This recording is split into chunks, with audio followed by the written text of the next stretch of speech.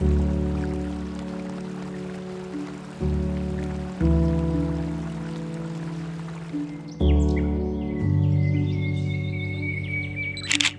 is Norway.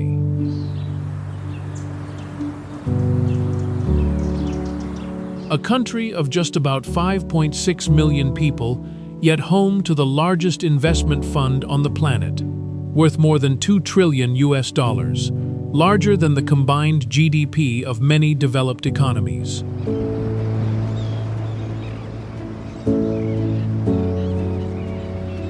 This is also a country that consistently ranks among the highest in the world for quality of life, where healthcare is nearly free, public university education comes with no tuition, paid leave is among the longest in Europe, and new electric vehicle sales now exceed 90%.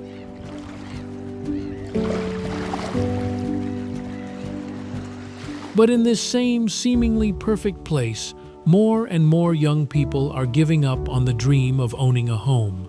The cost of living ranks among the highest in the world, and rates of loneliness are quietly climbing. The greatest irony of all, the country seen as a symbol of the green future built most of its prosperity on oil itself.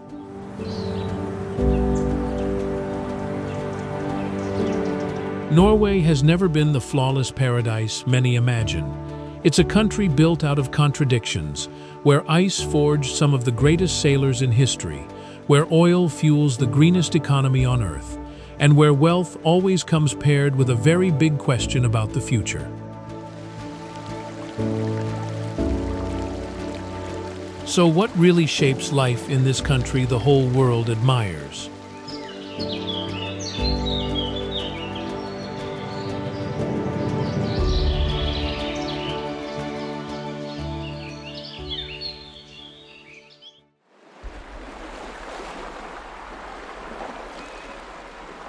Look at a map of Europe, and Norway looks like a long, narrow strip of land hugging the western edge of the Scandinavian peninsula, stretching more than 1,700 kilometers from south to north, yet in many places barely a few dozen kilometers wide, before mountains rise up and block the way.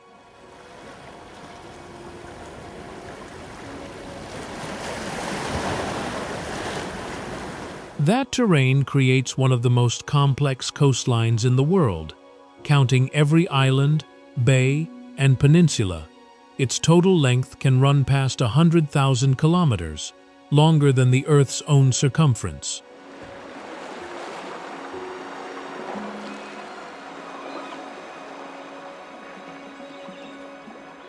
But what makes Norway famous for its beauty isn't its beaches, it's the fjords. Thousands of narrow inlets cutting deep into the land like giant slashes through solid rock. These are remnants of the Ice Age. Tens of thousands of years ago, glaciers kilometers thick slowly ground down the mountains, carving out enormous U-shaped valleys. As the climate warmed and the ice melted, seawater poured in, forming the fjords we see today.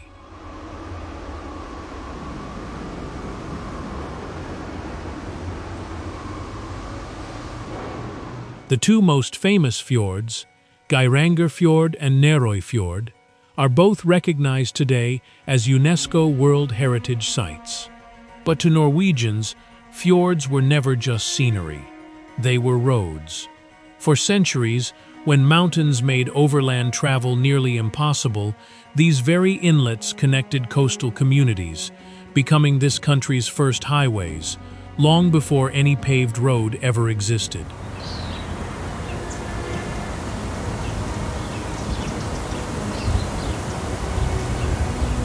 That same terrain also makes farmland extremely scarce. Only about 3% of the land is suitable for agriculture. That forced people to turn to the sea to survive, fishing, trading, shipbuilding, and eventually venturing farther than anyone thought possible.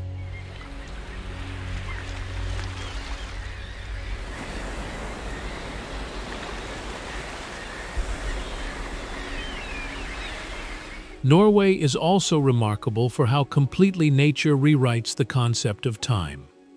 North of the Arctic Circle, in summer, the sun barely sets for weeks on end. The midnight sun, a phenomenon that lets kids play soccer at 1 in the morning under a pale golden glow. Then, just months later, everything flips. The sun disappears entirely, and the polar night blankets much of the north for weeks, sometimes months, replaced instead by a lingering blue-violet twilight that lasts all day, along with ribbons of aurora quietly dancing across the winter sky.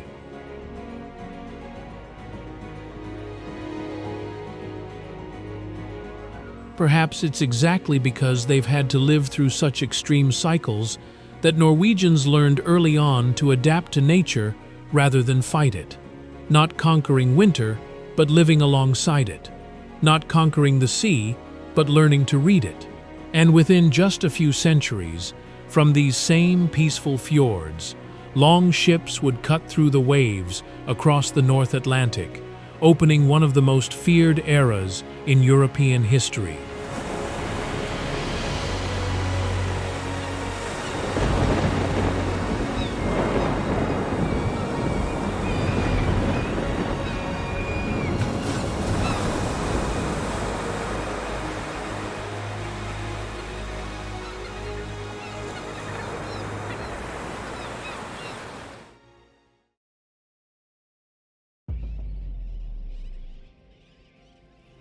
If nature decided where Norway sits on the map, it was history that decided what this country would become. And that story begins with long wooden ships, square sails, and people who refuse to let the ocean set their limits.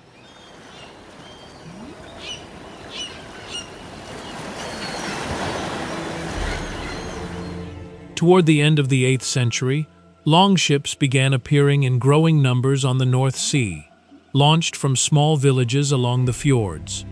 With their shallow draft and flexible wooden hulls, they could cross the open ocean and slip deep into Europe's rivers alike, moving so fast that many coastal towns barely glimpsed sails on the horizon before the alarm bells started ringing.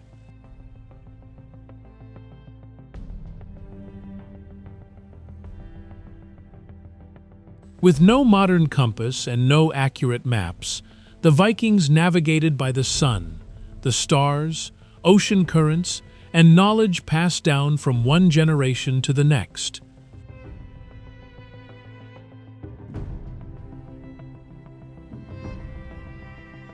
Within just a few centuries, their footprint stretched from Iceland, Greenland, and the British Isles to France, and even North America, nearly 5 centuries before Christopher Columbus made his famous voyage.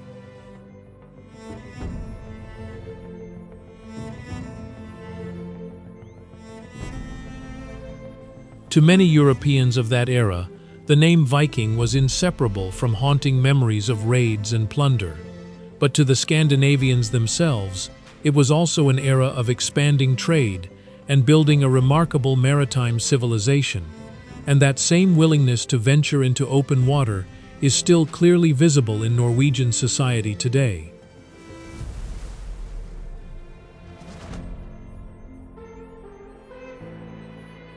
By the late 9th century, Harald Fairhair, according to Nordic tradition, became the first king to unify most of Norway's territory, laying the foundation for a kingdom. In the centuries that followed, Christianity gradually replaced the Old Norse religion, and coastal towns flourished through trade.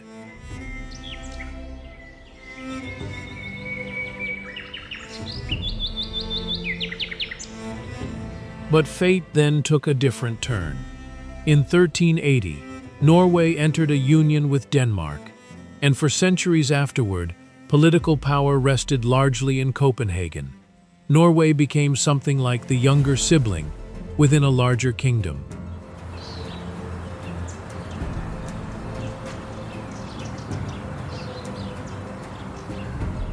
Following the Napoleonic Wars, in 1814, Norway was transferred from Danish to Swedish control.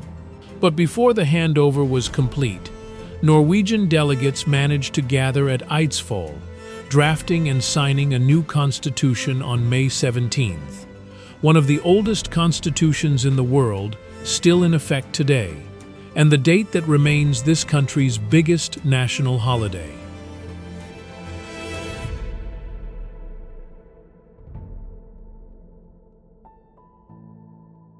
The union with Sweden lasted nearly another century, until 1905, when Norway achieved full independence entirely peacefully, following a referendum, one of the very few times in history that a union between two nations ended almost without a single act of war.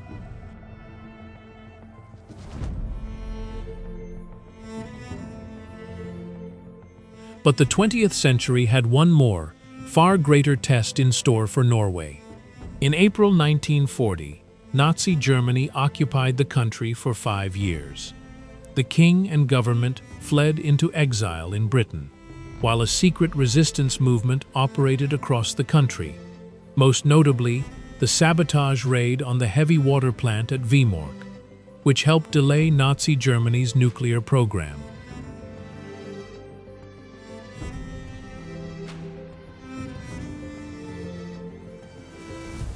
After the war, Norway entered a period of rebuilding. No one could have predicted that just a few decades later, a discovery off the coast in the North Sea would completely transform this country's fate.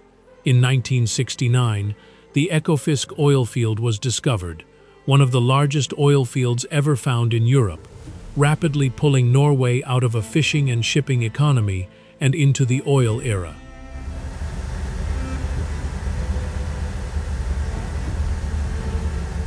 But what set Norway apart wasn't finding the oil. It was the decision they made about what to do with all that money.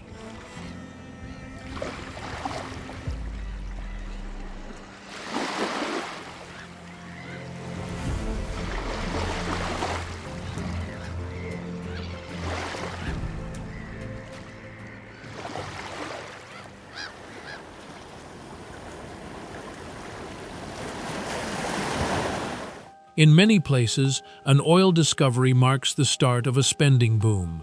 Norway chose the opposite path instead, setting aside most of that wealth for people who hadn't even been born yet.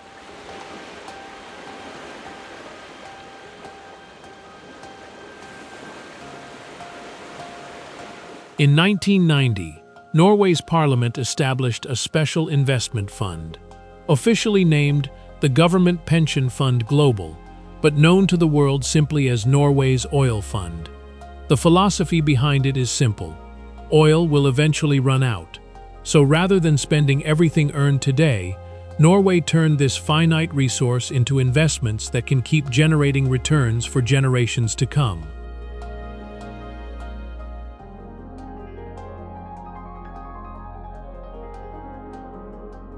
Over time, the fund grew at a staggering pace. Today, its value has passed $2 trillion, making it the largest sovereign wealth fund on Earth.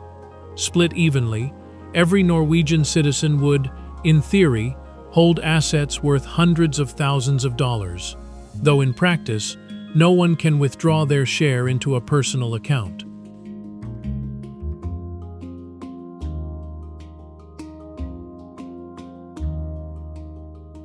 What's even more interesting is how the fund actually operates. The money doesn't sit idle in a bank. It's invested across more than 60 countries and thousands of companies, from Apple, Microsoft, and Nvidia to firms in energy, healthcare, and real estate.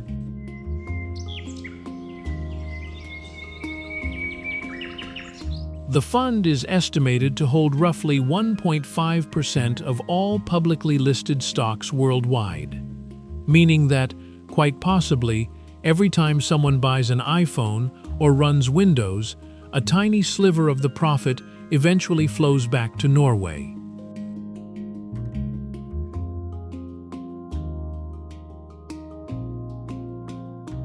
What draws so many countries to study this model isn't just its scale, but its discipline. The government is only permitted to spend a very small percentage of the fund's expected returns each year, to keep the broader economy from becoming dependent on oil. The fund also enforces strict ethical standards, excluding companies tied to banned weapons, tobacco, human rights violations, or serious environmental harm, making it not just a massive investor, but a real force shaping corporate governance standards worldwide.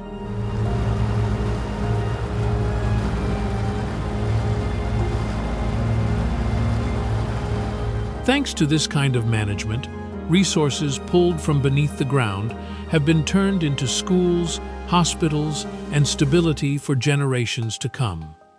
But money, no matter how much of it there is, still can't fully explain why life here consistently ranks among the best in the world. To understand that, we have to look at how Norwegians choose to live their everyday lives.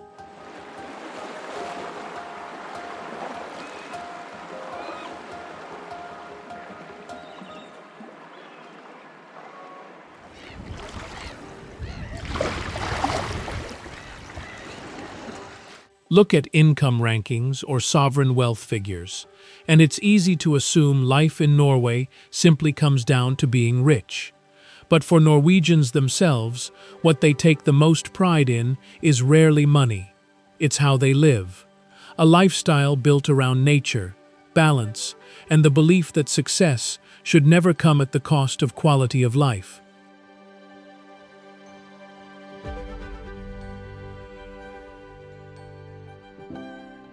There's a word that almost defies translation into other languages.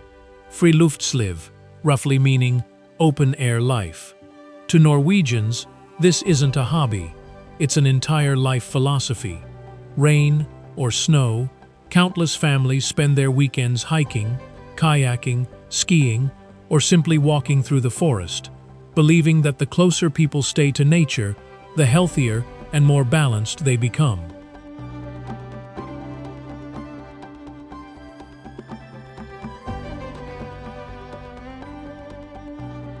That philosophy is even protected by a remarkable law, allemannsretten, or the right to roam. Under this principle, nearly everyone has the right to walk, camp, or explore natural land, even if it's privately owned, as long as they respect the environment and keep a reasonable distance from homes. In many parts of the world, camping outdoors means finding a specifically permitted area. In Norway, nature essentially belongs to everyone.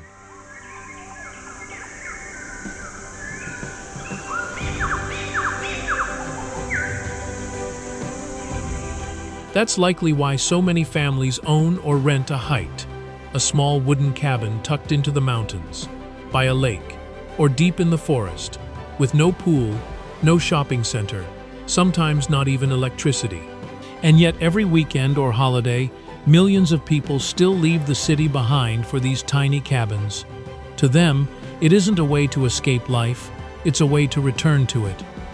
And right in the middle of city life, Norwegians also rank among the world's heaviest coffee drinkers. A cup at a favorite cafe isn't just for staying alert, it's a quiet pause for conversation in the middle of a busy day.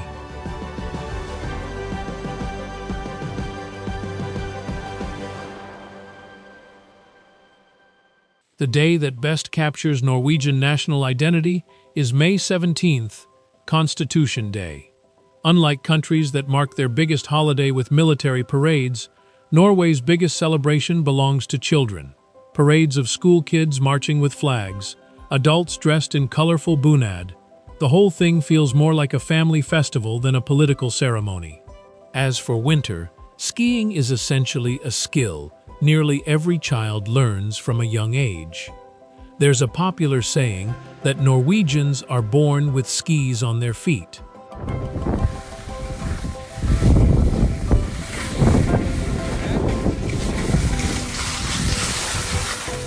What surprises people most is probably how Norwegians approach work. The standard work week is shorter than in many other developed countries, and working overtime isn't seen as a badge of dedication. Quite the opposite. Many see it as a sign that work hasn't been organized efficiently. The welfare system reinforces that lifestyle further. Education and healthcare are broadly supported by the state. Parents share several months of parental leave, and paid vacation days rank among the highest in Europe.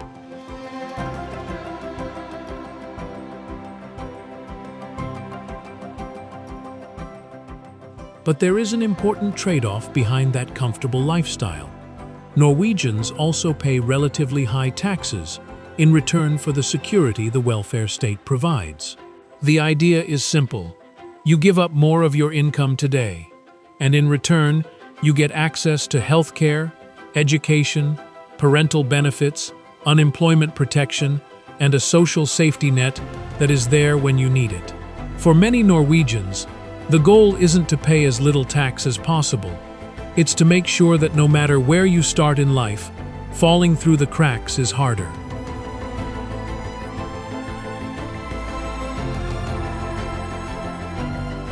From the outside, Norway looks like it has built something close to an ideal society. But behind that green, balanced, and contented life lies a striking contradiction. A country known worldwide as a symbol of the green future is running that very future on money earned from oil.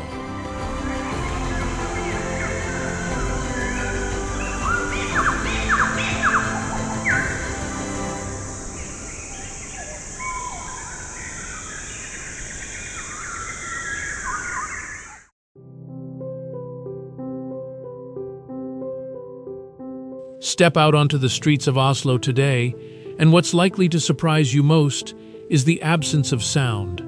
Traffic is still heavy, the streets still busy, but the familiar rumble of engines has all but disappeared, because most of the cars passing by are electric.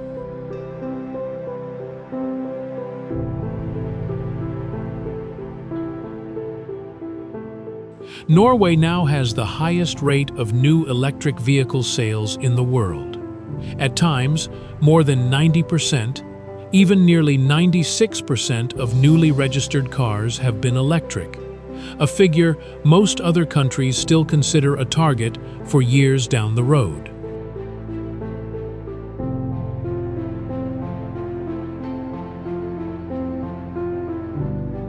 Norwegians didn't switch to electric vehicles purely out of environmental awareness. It simply made economic sense. In other words, Norway didn't simply ask people to make the greener choice. It made the greener choice the easier economic choice. Over time, tax advantages, toll exemptions, charging infrastructure, and other incentives made switching to an EV increasingly difficult to resist.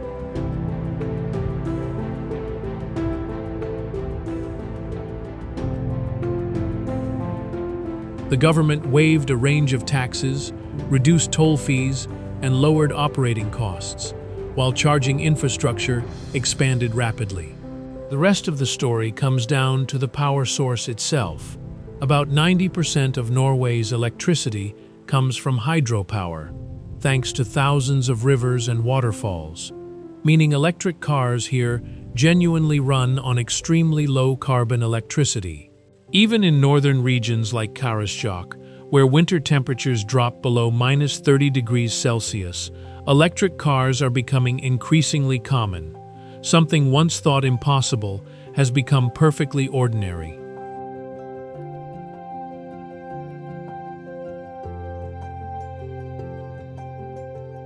Today, many see Norway as the model for the energy transition, a green, low-emission country leading the fight against climate change. But just as the story seems to reach a perfect ending, another contradiction appears. All those subsidies, roads, and charging stations, most of the welfare system that made it so easy for people to switch to electric vehicles, was funded from the very same source: oil.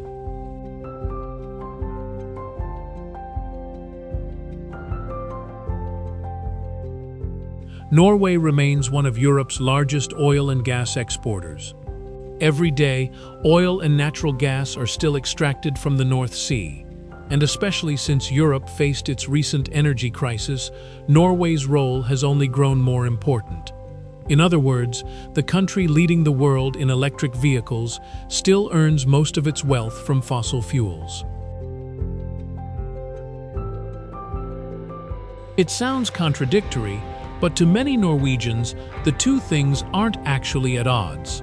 In their view, as long as the world still needs oil and gas during the energy transition, extracting it under stricter environmental standards may be a more realistic choice than letting that supply shift to places with far lower standards.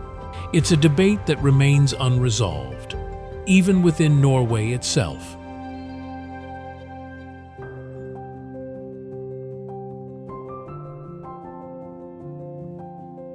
And just like oil, wealth doesn't mean every problem disappears.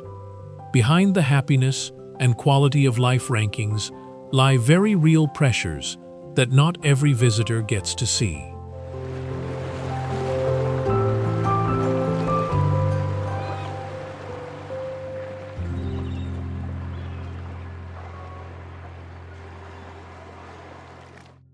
Look at international rankings, and Norway seems like the place everyone would want to live.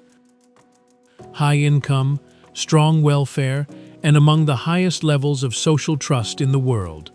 But real life is always more complicated than the numbers suggest. And even in this famously happy country, people face their own very real pressures.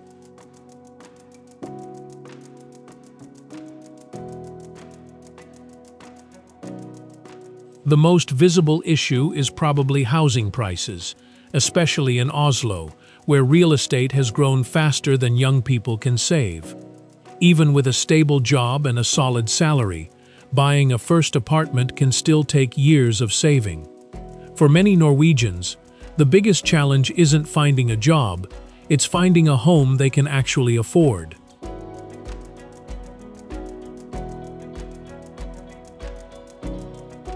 The cost of living also ranks among the highest in the world. A restaurant meal, or even just buying groceries, is often enough to catch visitors off guard. Higher wages offset some of that, but they also reflect the real price of sustaining a comprehensive welfare society.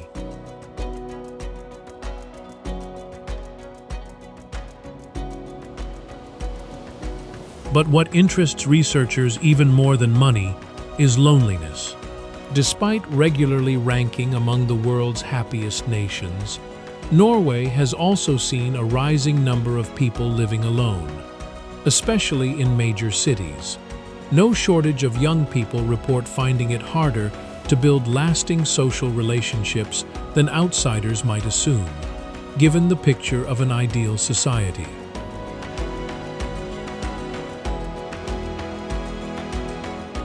Part of the reason lies in Nordic culture itself. Norwegians are famously polite, deeply respectful of personal space, and rarely strike up conversation with strangers unless it's truly necessary. To newcomers, that can sometimes feel distant, not because Norwegians lack warmth, but because that warmth simply takes more time to develop.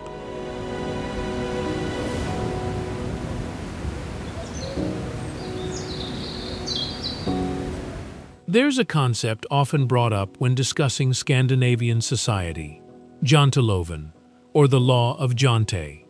Interestingly, it isn't actually a law at all. It originated from a 1930s novel by writer Axel Sandemosi, but over time it became shorthand for a very distinctive Nordic cultural norm.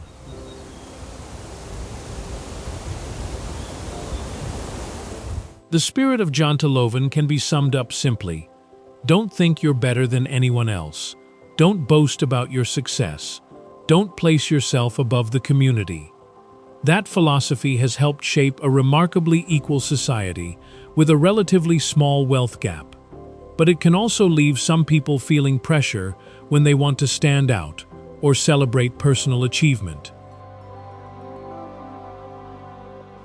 Like many other developed nations, Norway has grown increasingly attentive to mental health. Seeking out a therapist is no longer viewed with the stigma it once carried, a sign that even one of the world's most developed societies isn't immune to the challenges of modern life. As for alcohol, buying anything with higher alcohol content means going to Vinmonopolet, a state-run monopoly system that's operated for nearly a century, not to prohibit drinking, but to limit its negative impact on public health.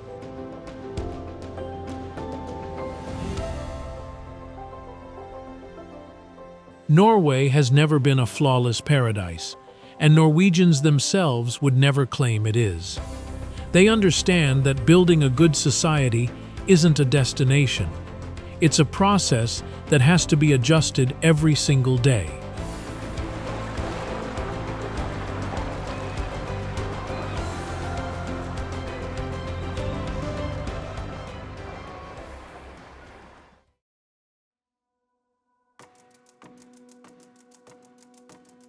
To really understand Norway, it isn't enough to look only at Oslo, oil, or the fjords, because in the far north, an entirely different world exists, the land of the Sami people, an indigenous community that has lived across northern Europe long before modern kingdoms ever emerged, today spread across Sweden, Finland, and Russia as well, yet still holding on to their own language and culture. To them, reindeer are far more than livestock. They're tied directly to livelihood and community identity.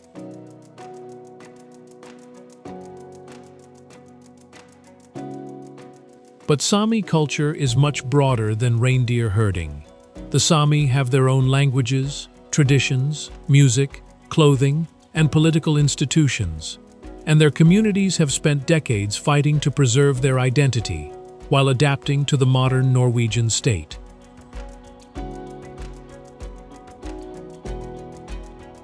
Reindeer herds have moved seasonally across the northern plateaus long before any national border was ever drawn on a map.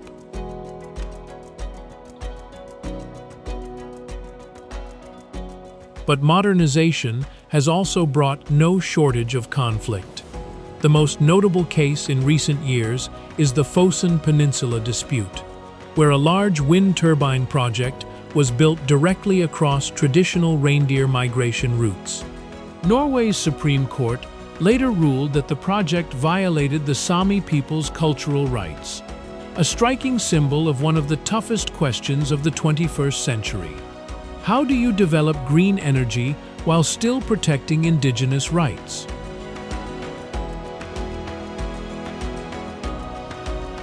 Northern Norway is also famous for the aurora borealis. From roughly September through March, the night sky over Tromsø, Alta, or Lofoten can light up with ribbons of green, purple, and red constantly shifting overhead. Even though science has long explained this as the result of charged particles from the sun colliding with Earth's atmosphere, seeing it for the first time still leaves many people feeling like they're witnessing something close to magic.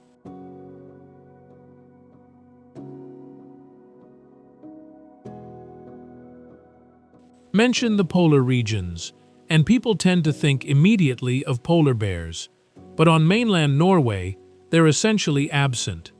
To see one in the wild, you have to travel much farther north, to the Svalbard archipelago, where polar bears actually outnumber people.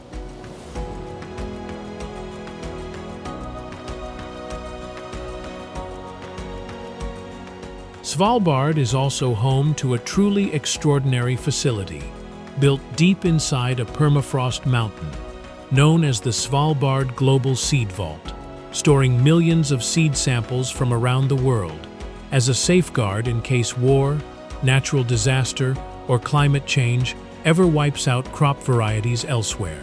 Think of it as a kind of backup for humanity's entire agriculture, a place built not for the present, but for the worst-case scenarios of the future.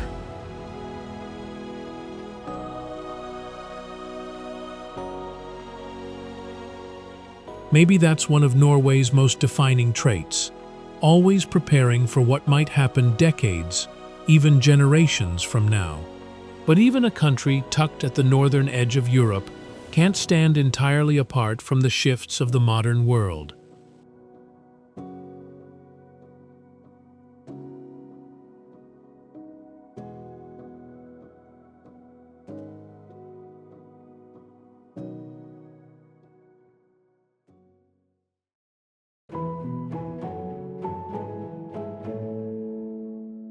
From the outside, Norway feels like a peaceful island in the middle of a turbulent world.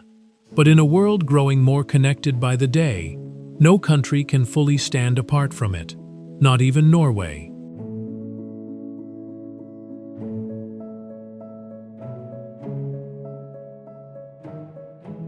In recent years, one of the most debated topics has been immigration, how to integrate newcomers while preserving social cohesion, and how to balance humanitarian responsibility against what the welfare system can actually sustain.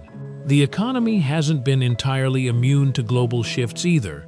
Following a period of sharp global inflation, interest rates in Norway also climbed, the krone weakened at times, and the cost of borrowing to buy a home increased, issues that rarely used to be major concerns here.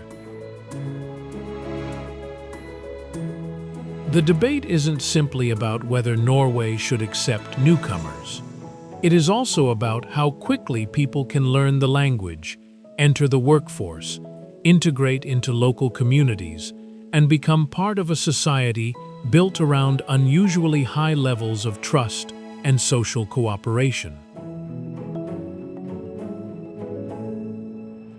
The war in Ukraine also significantly shifted Norway's role.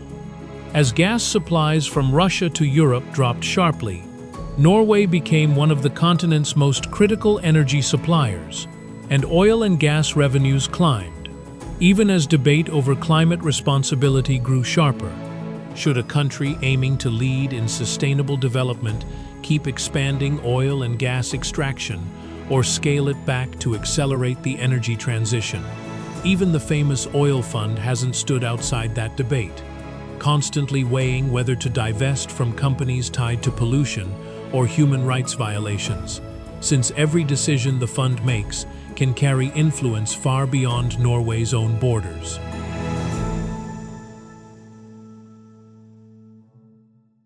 That's perhaps the most fascinating thing about this country. Even sitting at the northern edge of Europe, with a population just over 5 million, Norway remains tightly bound to every major shift in the world: oil prices, war, trade, climate, financial markets.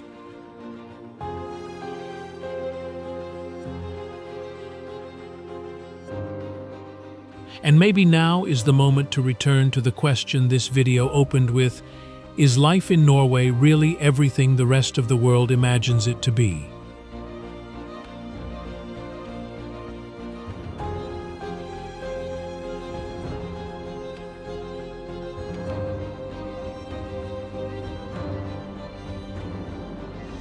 The honest answer is, for many people, yes, but not because life here is perfect. It's because Norway has built systems that make ordinary life more secure, even when the country itself is far from perfect.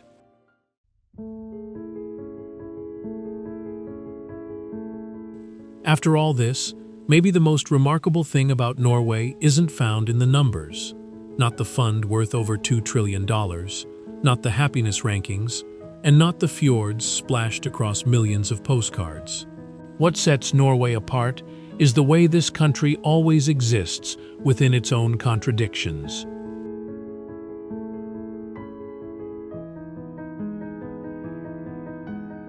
One of the wealthiest countries on earth, yet its people still have to think long and hard before buying their first home. A society regarded as one of the happiest in the world, yet still grappling with loneliness and mental health struggles. A world leader in electric vehicles, yet most of its prosperity was built on oil. A country famous for equality, yet still shaped by invisible pressures that make many people hesitant to stand out too much. And a place always preparing for the future, by setting resources aside for generations not yet born.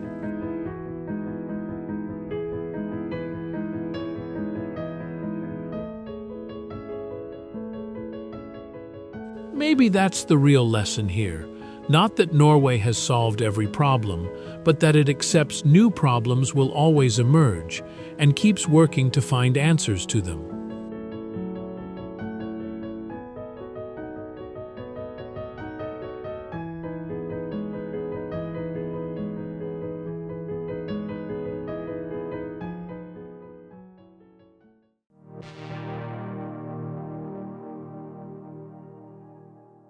What makes Norway so remarkable was never just its towering fjords, its glowing nights of aurora, or the largest sovereign wealth fund on the planet. It's the way a small nation keeps working to balance the present against the future, wealth against responsibility, resource extraction against protecting nature.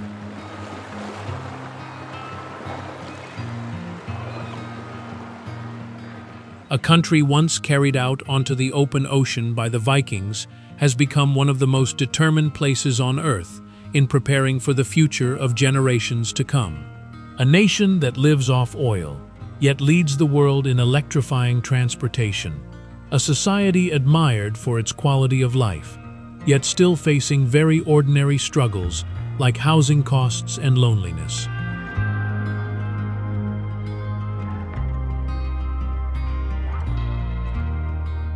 Norway isn't a flawless paradise, and maybe that's exactly what makes it feel more real than any postcard ever could. Because behind the beauty of its fjords and its northern lights lies a society that understands. No success lasts forever without preparing for tomorrow.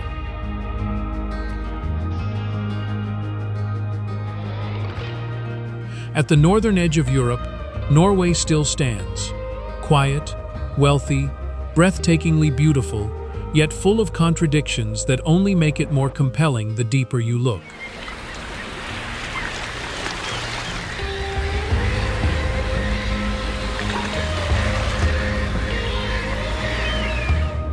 Thank you for joining extremeX Travel on today's journey through Norway.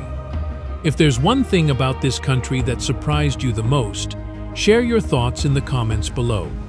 And don't forget to subscribe as we continue exploring more remarkable places around the world.